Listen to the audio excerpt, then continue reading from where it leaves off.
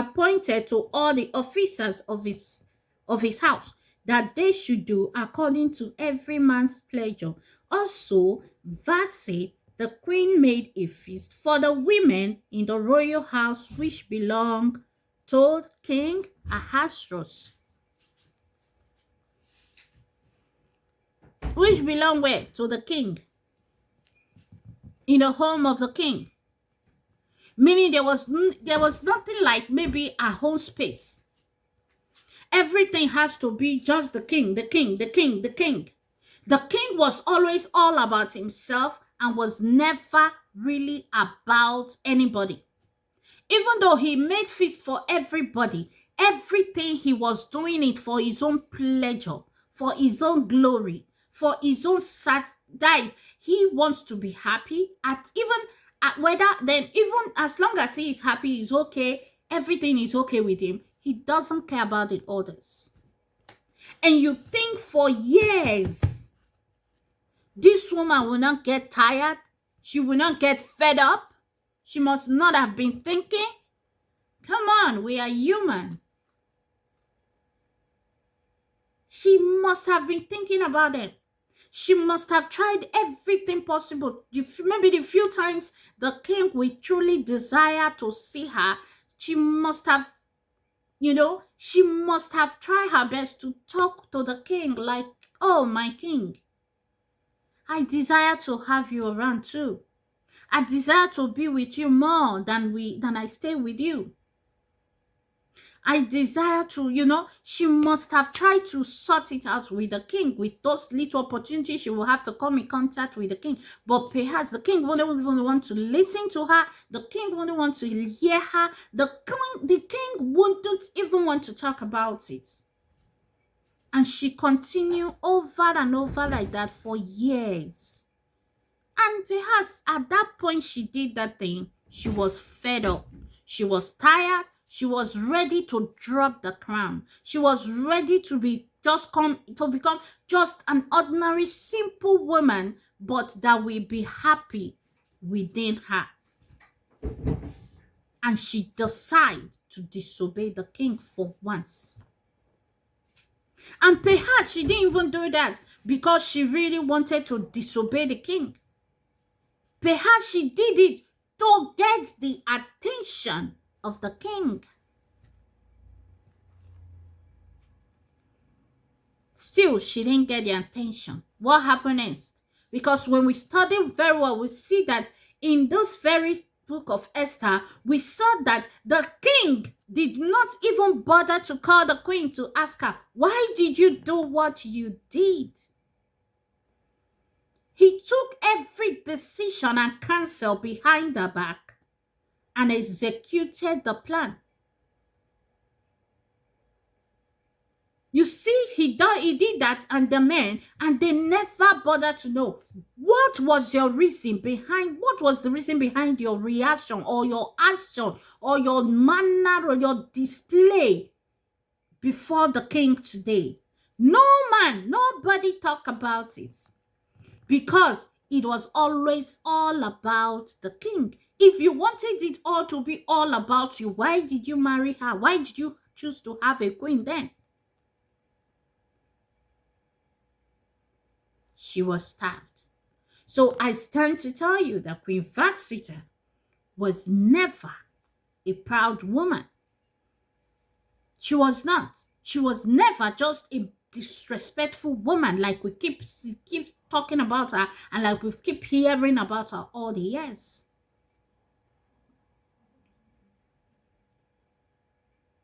Perhaps she was not even that materialistic kind of a woman that I think when she has material things, she has everything she wants. No. Perhaps she wanted to just live a very normal, natural life with her man, and she never had a husband with her. All because the husband was a king who was living for the people, living for himself just to gain the glory of people worshiping, bowing, and hailing him. Why those that are truly with him are not happy? I'm sure after these few points of mine, you will begin to evaluate and readjust and restudy very well and have another side of who this Queen Vashit was, and not just the one we have been talking about and we have been made to believe all these years that she's a proud, pompous woman, beauty without character or attitude. I hope I've been able to make you know that. He was not there. Took counsel against her, and many women are still going through this today. You see a woman being nervous. You see a woman being flirting. She's not happy. Every little thing she's nervous. Every little thing she's, You as the man, have you tried to find out why she's like that? I always say, if you are seeing my reaction without talking about the action that leads to my reaction, you have not started. Because nowadays, you see, in the world we live today, people see what you do. People see what you did, but they don't know what behind or what leads you to doing that thing. What is behind that action you put out there? What is it? Were you reacting to an action that took place before then? Or you just decide to react? They don't want to know. I think we should as human, we should all be trying to first know why this person put out this action, put out the action he or she displaying out there, rather than just crucifying the action they carried out without knowing what made them, without trying to find out if what they did is reaction to an action that has taken place before them. Because there is no reaction without an action. Behind every reaction that a man reacted or a woman reacted, there has been an action behind it. There has been an action that pulled the trigger of the displays they finally display for you to see.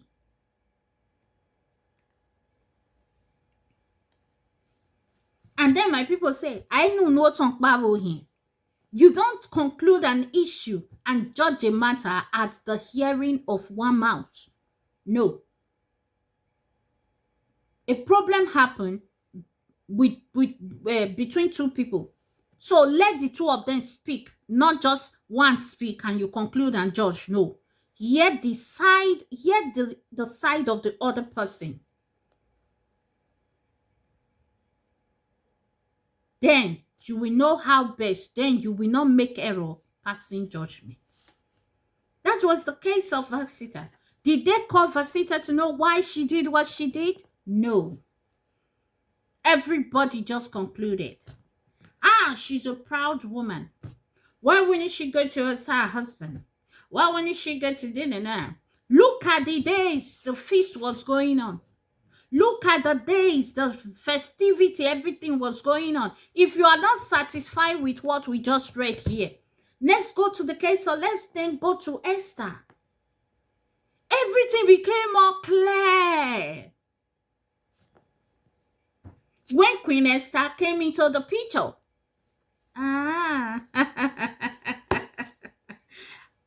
When Queen Esther came into the picture, everything became more clear. Someone say, what was clear? What was clear? You see, the queen could not go to the king, except the king sent for her. At the point that her own life, her full generations was at stake. Life was at stake. She was still waiting for the king to send for her before she can go and be able to present her case.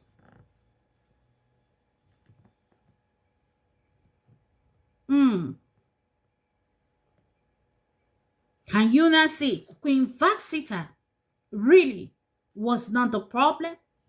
She was not the problem. Perhaps she was fed up and she reacted. the way she did. She was not the problem. She was just a poor woman who was not listened to, who never had the opportunity to really relate with her husband the way she wanted. She was a poor, neglected woman, a woman that was neglected, even when people felt she had everything. She was a woman that had no one to speak for her. Not like in the case of Esther. You see, in the case of Esther, Esther didn't even know. At a point, Esther was so confused. Esther, when the message came to Esther, Esther didn't know what she to do. She said, I cannot do anything. I cannot do anything. In short, we are going to elaborate more on that in our next video. Because I'll continue. Then, when you finish watching this one, look for that one. In short, I'm continuing it. Because I want you to get it. So I don't want the video to be so long so that you won't get fed up, okay? So we'll do the other parts. Everything played itself out. She was confused because she cannot go to the king. What happened? But thank God, and that is the difference today. I want you to know. I want you to pick, and I want you to examine as well. The only difference was that Esther had what Queen Vashit didn't have. What was it that Esther had that Queen Vashit didn't have? Queen Vashit was just an ordinary woman from her own place. And perhaps she had nobody, like I said before, nobody to speak for her. And they had all the opportunities to have raised properly like Esther was being raised. And now you will say, what did Esther have that Vashit? Esther had God. Did you see where they say Queen Vashit had God? No. Even in that state of confusion, Esther had someone to talk to. When she sent the message back to her uncle to explain, Father, look, I can't do much here. This place, I can only speak when the king wants.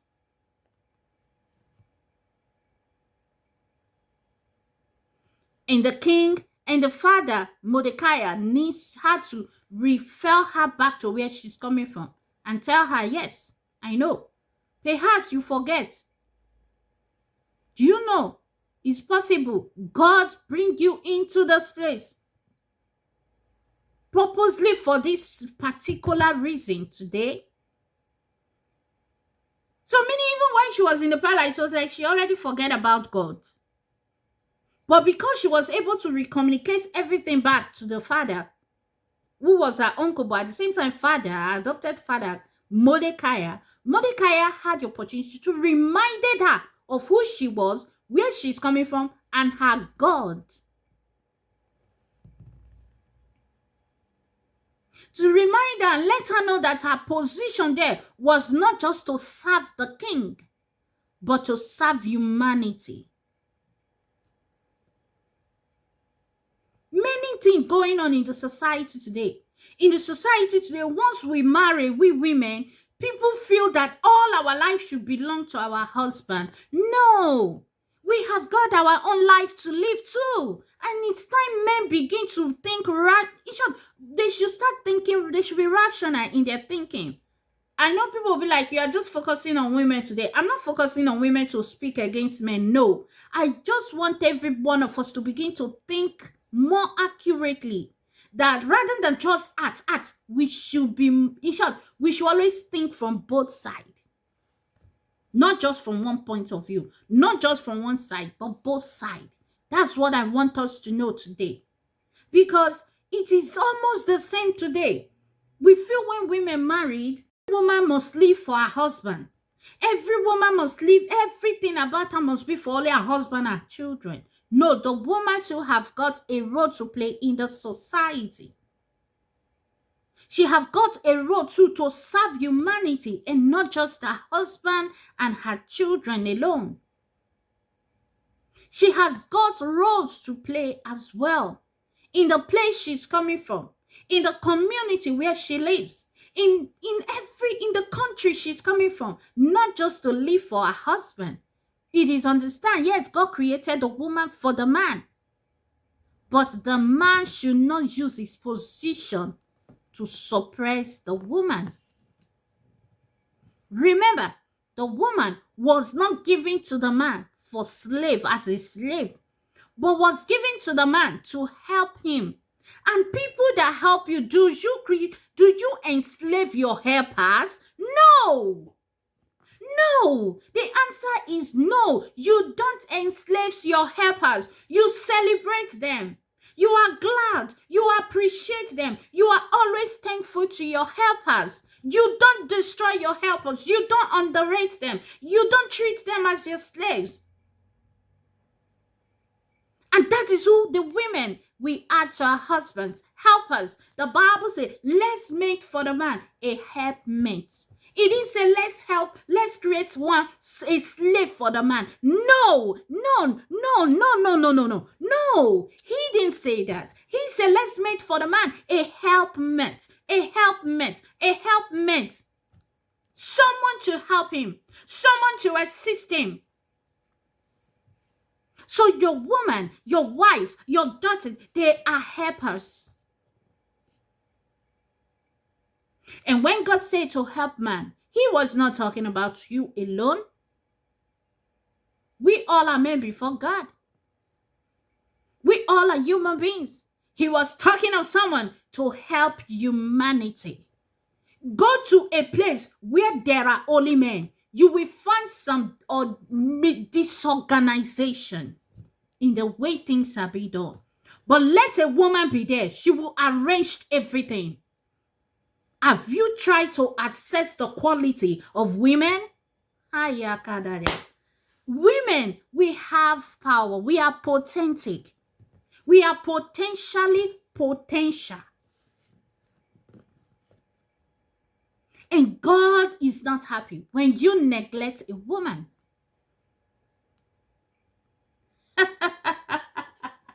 I am laughing loud. You know I'm laughing loud because because I know as people are watching this video, you might be like, oh my God, who is this girl? Where she's coming from? Like, I'm laughing because it's obvious that we see things from the up rather than try to evaluate it from the down. Every tree has a root, and without the root, the tree will wither. God give you a helpmate. Now you are not appreciating her. You are using her like a slave. You want her to act like a slave. No way. Don't do that. Don't. She's your helpmate. She's not your slave. She's meant for you to celebrate, appreciate, and be joyous with him or her, and not to be maltreated and used as a rag or like a broom. You used her. You get her when you want her. When you're not in need of her, she should be at the corner. No. It becomes very clear when Queen Esther came into the picture. And thank God the father, Mordecai, was able to remind Queen Esther of her position, of who she was, and not to know that she was not just meant to go there and serve the king, but to serve humanity. And the moment she was reminded, there's something that stirred up in her, and she took a step forward and said, how long have I been sleeping on to realize this? How long have I been sleeping in this palace of enjoyment, just enjoying, relaxing, forgetting where I am coming from, forgetting the God that has created me? And he woke up from his senses, from her senses. And you see, that was when she took the decision and said, oh, my father, you are going to gather the men. Everybody should go into a fast. Let's do it like we used to do it before. And I and my mates we will go into fasting. And when I'm done and contacting heaven, I will go to the king. If I perish, I perish. Let me perish serving humanity than stay and die serving just a man, a king that was made and ordained by God, like every other person. And that was where she took the first step. But in the case of Queen Vashit, perhaps she must have been crying. Perhaps she had no one to stir up the real reason God created her in her. And she got fed up. And the only thing she could exhibit was her nervousness. And she got to a point that she got tired and she escalated and said, this time, no. This is what the king always do. Always not interested in me, but always interested only to use me to show off. Let's read verse 11. Why was the king asking for her? To bring Vashit, the queen, before the king with the crown royal, to show the people and the princes her beauty, for she was fair to look upon, just to display her beauty, that he has got the most beautiful wife. The most beautiful wife you have never cared whether she's living or dead. Over this 100 years, days of 100 something days you have been celebrating, you didn't know if she was alive or dead. Just the way it almost happened in the case of Esther. Esther was about to be executed alongside with all her people. Yet the king was not aware. Yet the king, since he was the person that signed the decree.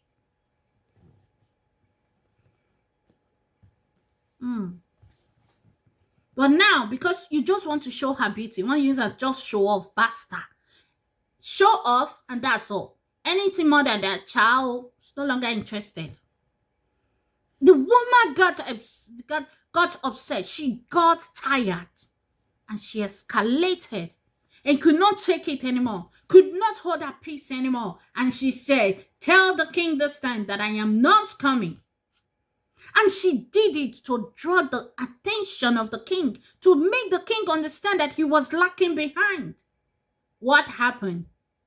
A coup took place behind the back to send her out of the kingdom. So you see the difference. So we should stop saying that Queen Esther was the best and Queen Vashit was the bad one. Between the both of them, no one was bad. They were both glorious, beautifully made women with the same quality, exception of one thing the other possessed that the other didn't have. And that was the God that Esther had. And Queen Vashit didn't know God. And that is the reason I have always told women, pray. Pray, woman. Know God. Serve God. Because if you don't know God, you will not know your husband. If you don't know God, when your husband brings the other side of him, you will not know how to handle him in a way that everybody will be at peace. If you don't know God, when your husband starts bringing out some attitude, if you don't know God, you will act like a devil's daughter. But if you know God, you will know to go to your God in prayers. Go on your knees. Pray to God. And God will say, I hear you. Don't worry, I'm in charge this time. You must have somebody that you talk to. That's why, thank God, we have our spiritual parents. God, sometimes the Spirit of God will lead us to them. And above, always ask for the Spirit of God. No one has it perfect. And if you don't know what to do, look for what to do in the right way. That's calling on your Creator and Maker.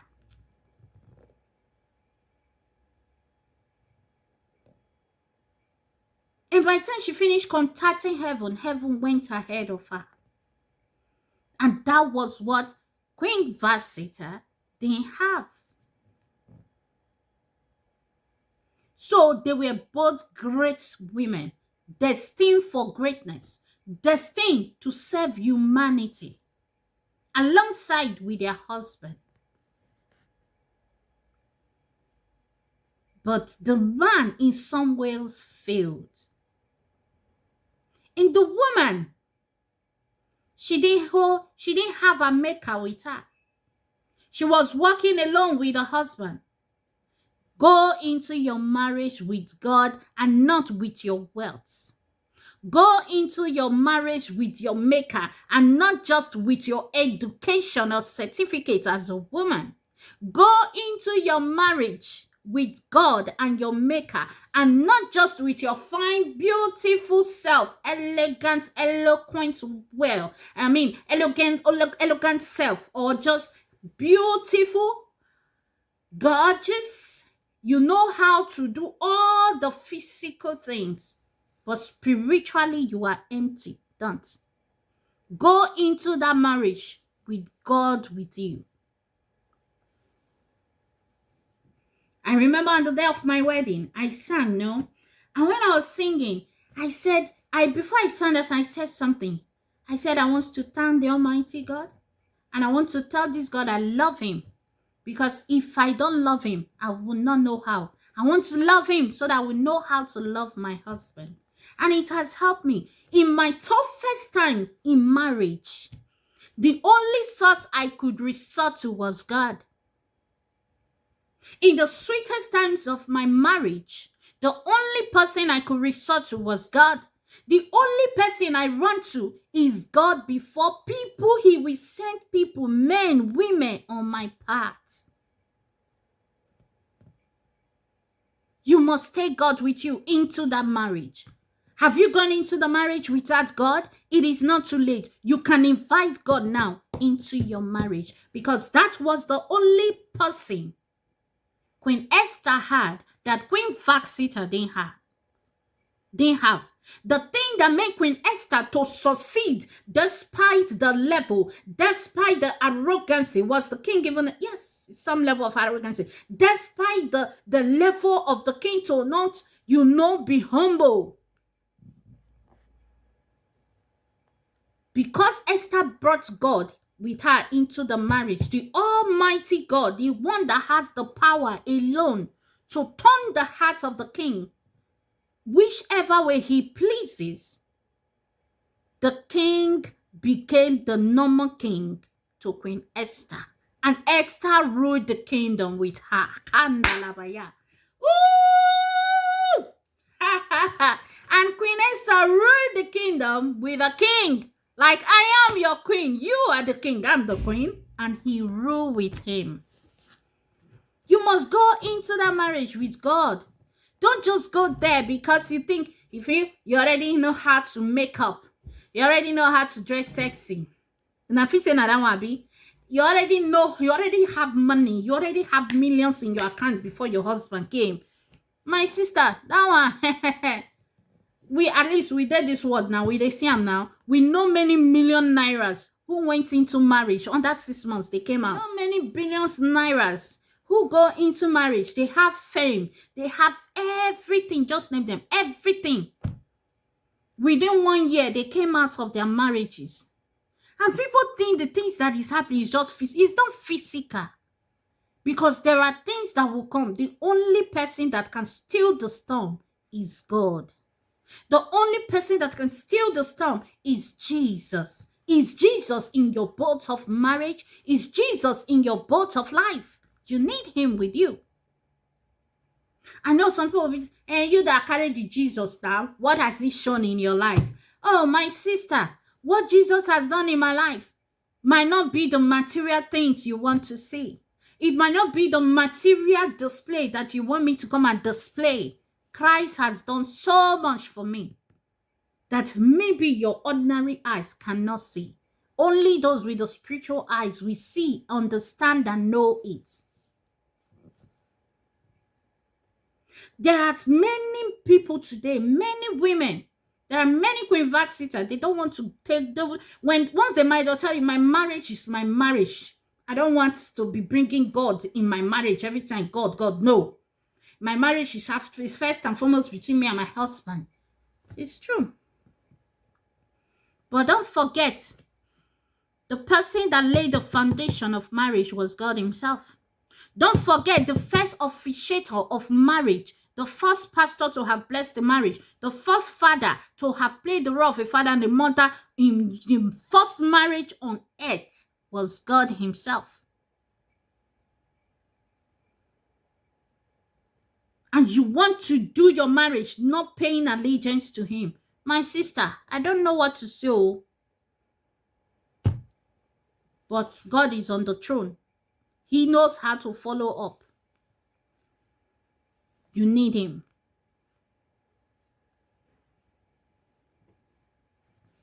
Imagine if Queen Esther didn't have God with her. That is the only difference. So that Queen Esther, Queen Vashit was a pompous woman.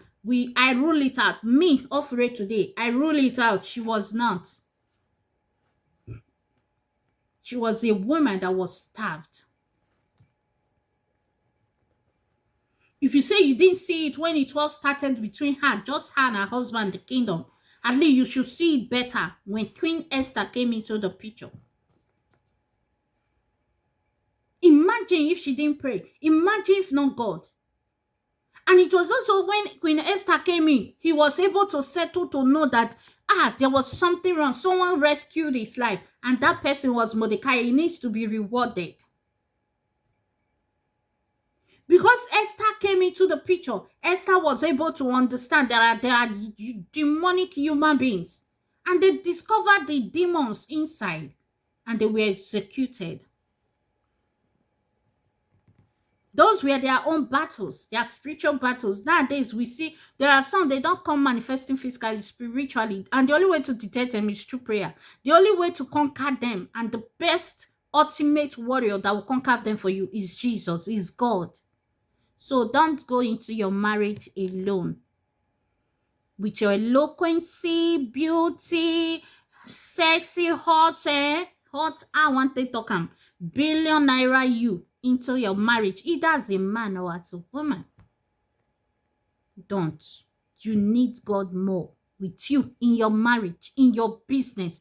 In short, in everything about life, you need God. You need him.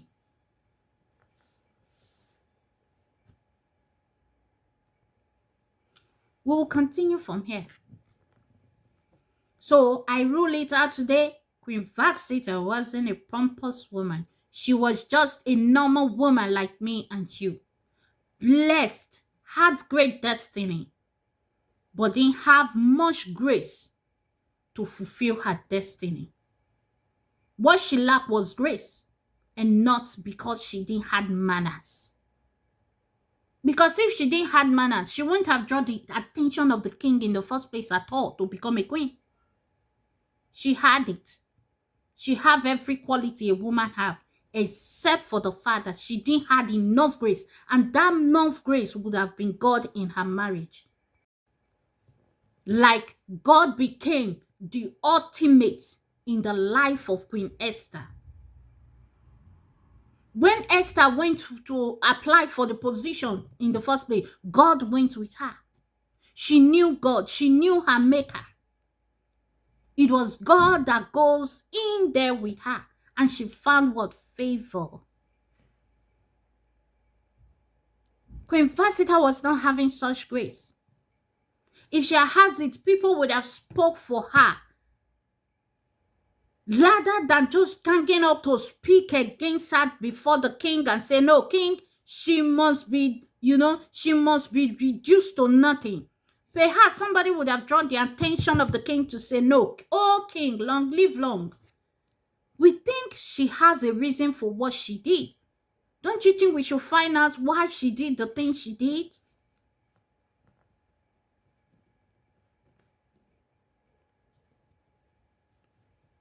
If you are a man that all you have to show to your wife all the time is your wealth, materialistic, material things, please calm down, calm down.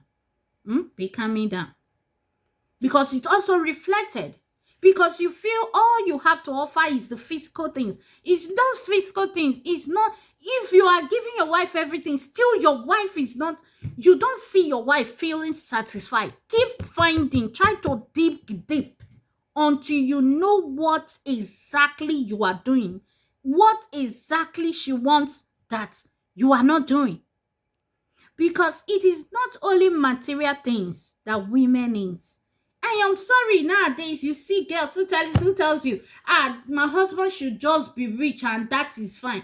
Just know that that woman, she doesn't want to marry you because she wants to be your wife. She truly loves you. She doesn't. Because she already told you she's there for the money. To tell you that if you are not there, as long as she has the money, she can go and get from where she wants what she wants. But a woman that loves her husband doesn't care if the husband has money or not. A woman that truly loves her husband does not care if the husband is famous or not. She's a woman that will be ready to build from the scratch with her husband.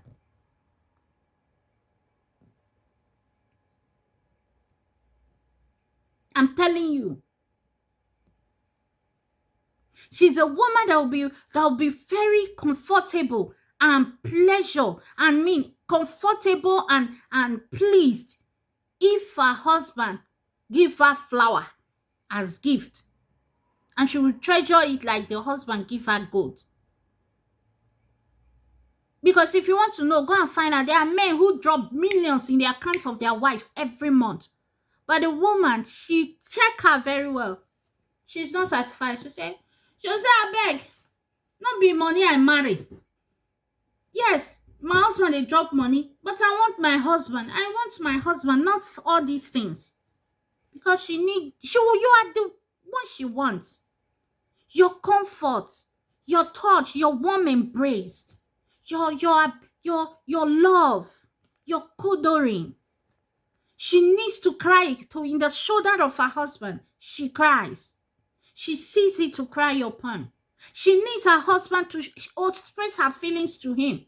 She finds you to express her feeling. She needs her husband to share her little wings with. And she finds you to share it with you. Honey, I want today. Perhaps she doesn't want to share it with anybody. She only just wants to share with her better half. That's who you are, better half. Bible says, once you become married, you two becomes one. Your better half.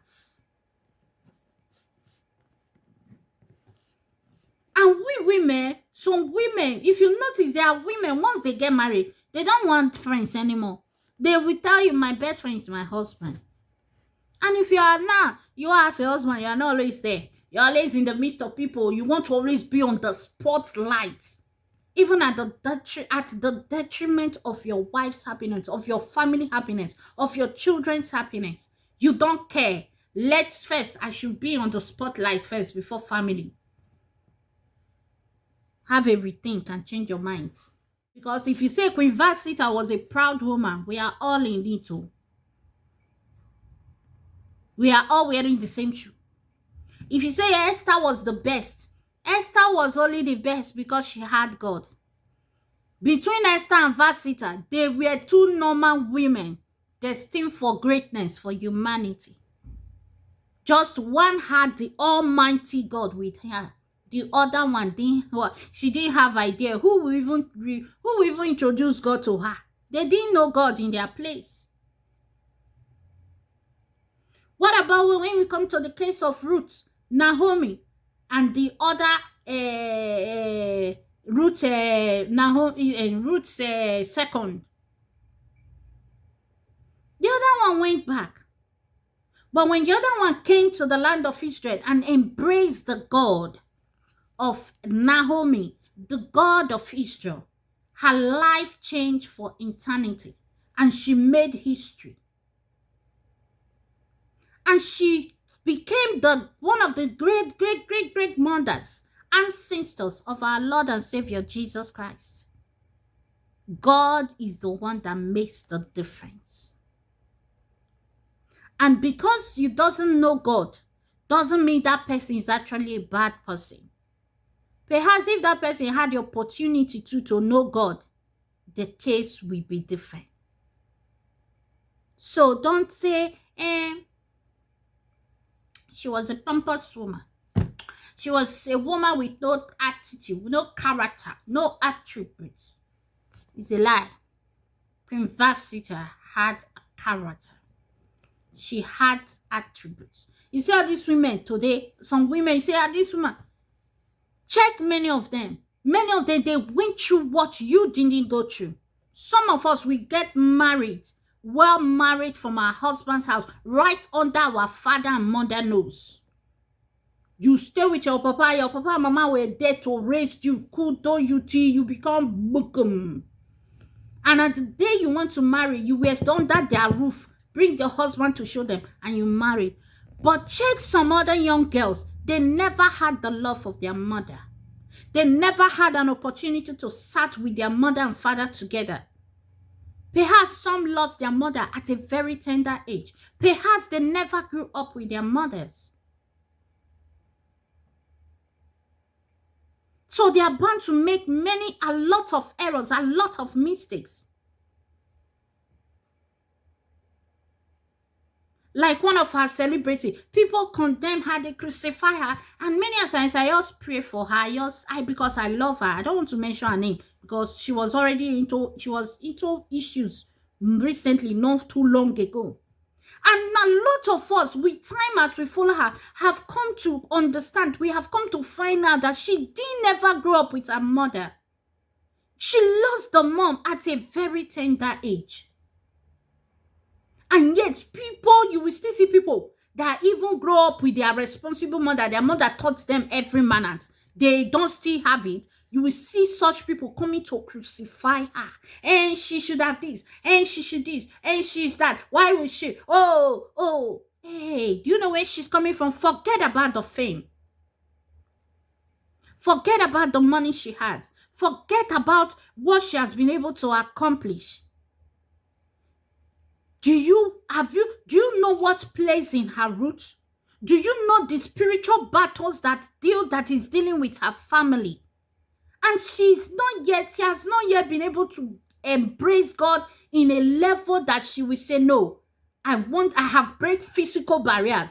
I want to go on my knees to break the spiritual barriers. There is what is called the spiritual, and there is what is called physical. There are things we need to deal with in the spirit, not physical. No matter how you try in the physical, you will never be able to until you deal with them in the spirit or in the realm of the spirit. And to be able to do that, the superior power is God. So take God with you. Pray, woman. Pray. It's going well. Pray. It's fine. Pray. It's not. Pray. So till I come your way again, I remain still, from ofurecenter, building a happy home together. See you in my next video.